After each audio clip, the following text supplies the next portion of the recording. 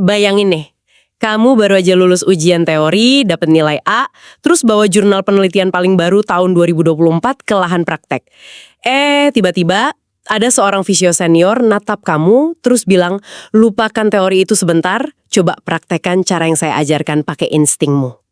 Aduh, itu rasanya pasti frustrasi banget sih. Banget, apalagi kalau kamu di titik itu ngerasa, caraku ini jauh lebih update loh. Iya, dan kayak merasa teori yang dipelajari bertahun-tahun di kampus tuh mendadak gak valid gitu kan. Bener.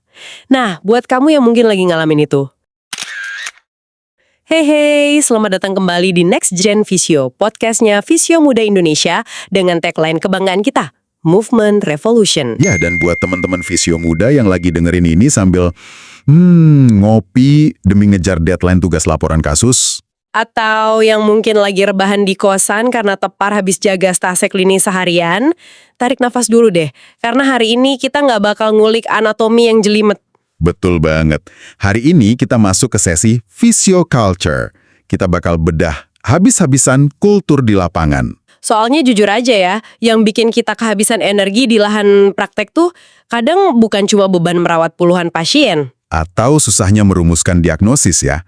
Beban terberatnya tuh justru ada di dinamika di balik layar. Nah itu dia, gesekan tak kasat mata antara kita visio muda yang baru terjun sama mereka para clinical educator yang udah puluhan tahun ada di sana. Makanya, misi kita hari ini bukan buat ngejudge siapa yang benar atau siapa yang ketinggalan zaman. Sepakat. Kita bakal ngulik fenomena culture shock lintas generasi ini. Dan yang paling penting, gimana kamu bisa jadiin gap generasi sama visio CE kamu ini sebagai senjata terkuatmu. Oke, mari kita mulai dari memetakan lapangannya dulu nih. Sebelum kita bisa nyambungin otensi kita sama senior, kita tuh harus paham dari mana asal nilai-nilai mereka. Yang sering banget kita anggap kaku itu ya. Nah, iya. Jadi di klinik atau rumah sakit itu, kita dihadapkan sama lapisan generasi yang lumayan kompleks. Di pucuk manajemen, biasanya ada baby boomers. Boomers ini yang dibentuk sama era kelangkaan kan? Bener banget.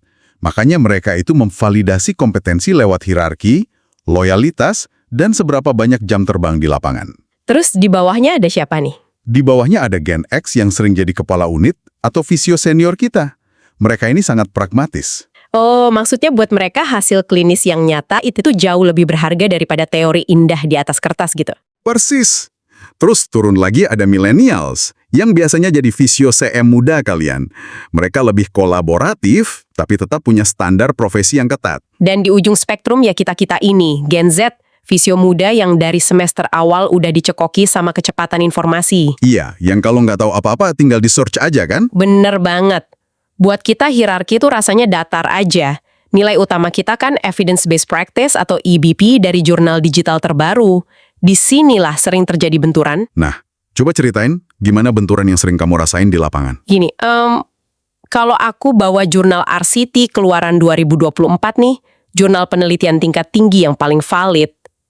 Terus kenapa aku tetap harus tunduk sama jam terbang visio senior yang, ya maaf kata, literaturnya mungkin udah out of date? Pertanyaan yang bagus. Ini emang sering banget jadi perdebatan panas di ruang istirahat klinik. Tapi mari kita bedah anatomi dari EBP itu sendiri. Oke, emangnya ada yang salah sama pemahaman EBP kita? Seringkali visio muda tuh ngalamin penyempitan makna. EBP itu bukan sekedar asal ngutip jurnal paling baru loh. Ada 3 pilar yang harus berdiri barengan. Wait, 3 pilar? Bukti ilmiah itu cuma salah satunya? Benar. Pilar pertama itu bukti ilmiah terbaik. Pilar kedua itu keahlian klinis. Dan pilar ketiga itu nilai atau preferensi pasien. Oh wow, berarti jurnal RCT 2024 yang aku bawa di tablet itu baru menuhin 1 pilar doang ya? Tepat sekali. Cuma 1/3 dari total persamaan. Bentar, biar aku coba cerna. Berarti kalau aku cuma ngandelin jurnal tanpa jam terbang, itu ibarat aku punya buku resep masakan dari chef bintang 5. Tapi seumur hidup kamu belum pernah megang pisau dapur yang tajam. Nah iya itu. Resepnya sih 100% bener. Tapi karena aku nggak punya feel buat motong bahan atau ngatur suhu api, masakanku bisa berantakan kan? Analogi yang sangat akurat. Dan feel yang kamu sebutin itu, di dunia fisioterapi kita kenal sebagai tacit knowledge atau keahlian klinis, pilar kedua EBP tadi. Tacit knowledge, menarik nih. Ini bukan ilmu goib kan? Jelas bukan dong.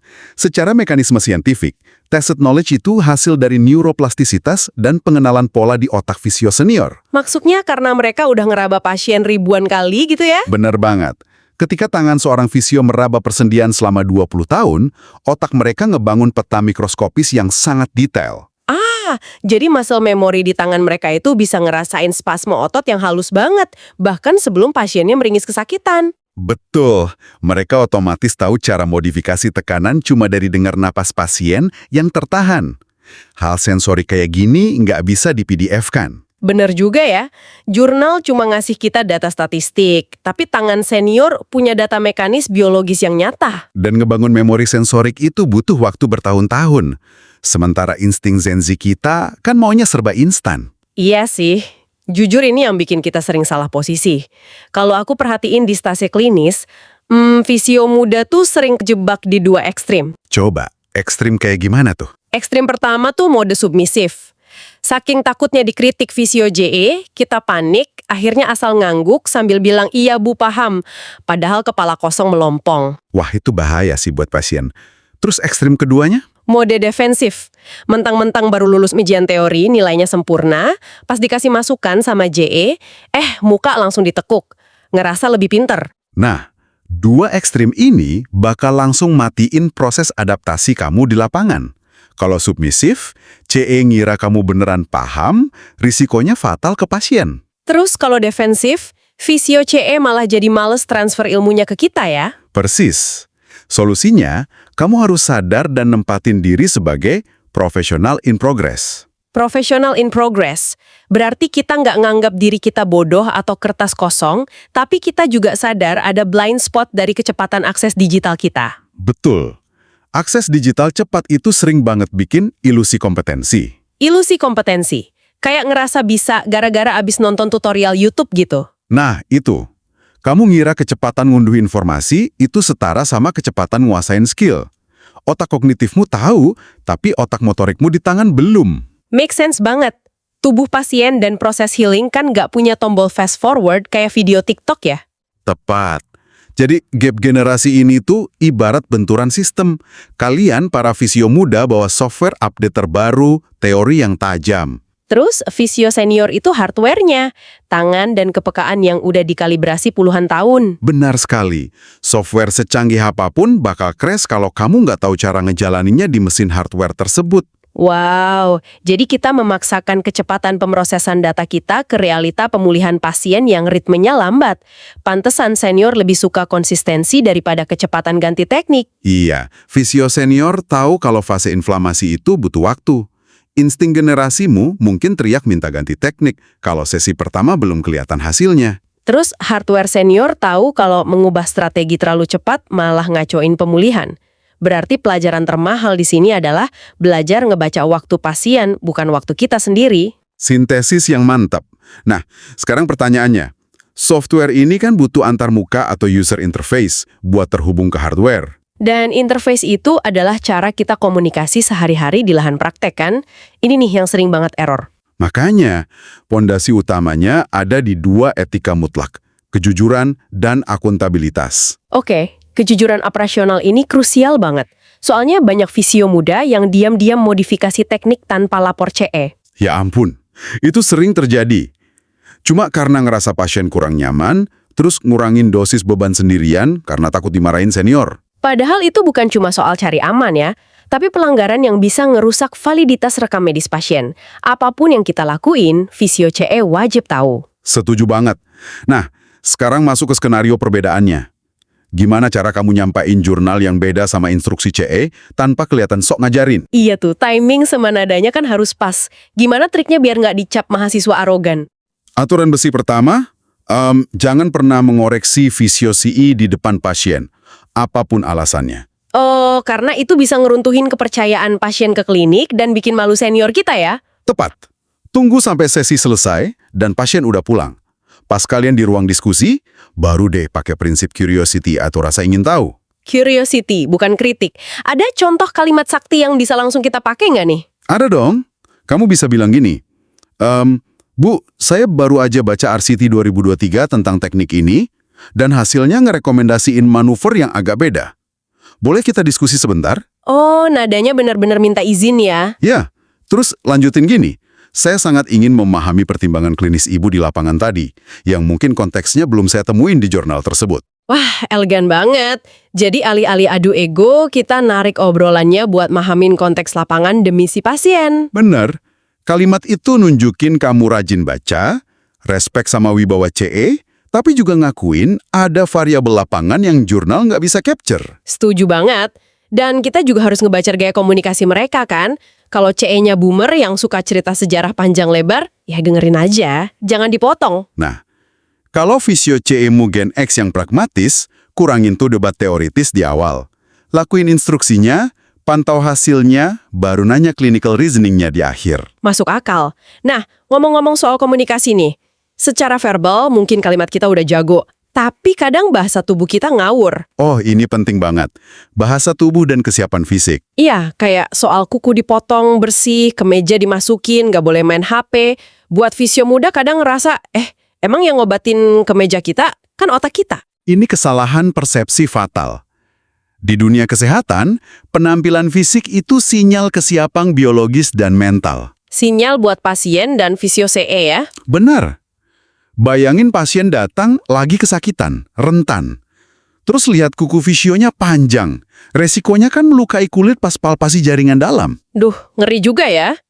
Terus kalau kita sibuk ngecek HP, itu mancarin sinyal kalau fokus kita terpecah. Makanya, kalau kelola kebersihan diri sendiri aja nggak bisa, gimana mau dipercaya ngelola pemulihan fisik orang lain? Kerapihan itu bentuk respek pertama. Berarti bahasa tubuh itu kalimat pertama yang dibaca CI sebelum kita ngomong apapun.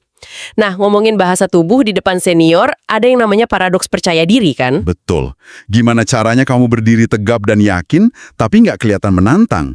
Menghormati, tapi nggak kelihatan ketakutan. Nah, itu gimana cara latihannya? Kadang bingung naruh tangan pas lagi di supervisi. Secara fisik, postur tubuh harus terbuka.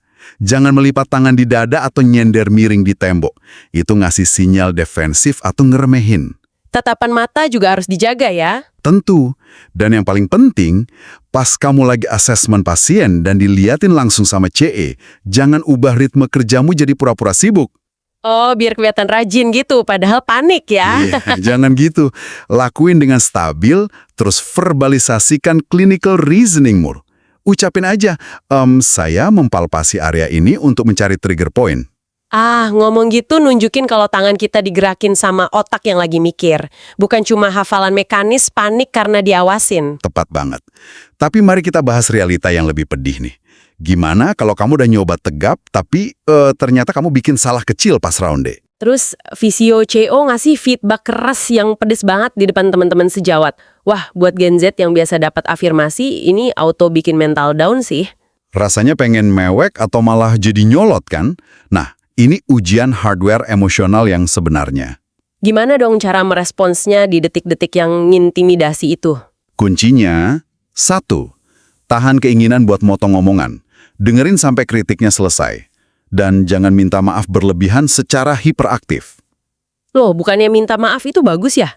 Kalau ngucapin, maaf bu saya salah, maaf terus-terusan dengan tempo cepat, itu malah ngirim sinyal panik dan gak stabil. Bukan rasa tanggung jawab. Oh, wow. Baru kepikiran. Terus respons yang benar gimana? Biar kelihatan matang secara profesional? Tarik napas sebentar, akui kesalahan secara proporsional, dan ubah feedback pedes itu jadi bahan belajar. Kamu bisa bilang, terima kasih evaluasinya, Pak.